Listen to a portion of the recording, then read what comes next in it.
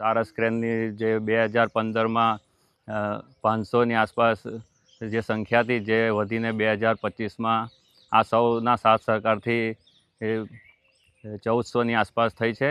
અને અહીંયા આગળ જે વેટલેન્ડ વિસ્તાર છે તેમાં આજુબાજુના ઘણા ટુરિસ્ટો પણ અહીંયા આગળ આવીને પક્ષીઓનો નિહાળતા હોય છે.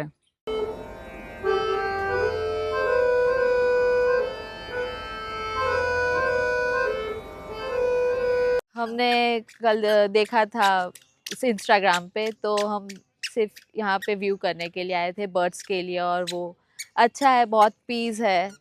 એમાંથી એક સ્પીસીસ જેમ કે સારસ, તો સારસ બર્ડ એક ઉત્તર પ્રદેશ સિવાય ગુજરાતમાં એકમાત્ર ખેડા જિલ્લામાં જોવા મળતું સ્પીસીસ છે, જેના ઉપર સંરક્ષણ ગુજરાત સરકાર દ્વારા અલગ અલગ યોજનાઓ પણ ચાલી રહી છે આ પ્રોજેક્ટ માટે, અને પર્યટન સ્થળ તરીકે પર્યટનને સારું વિકસાવવામાં આવ્યું છે.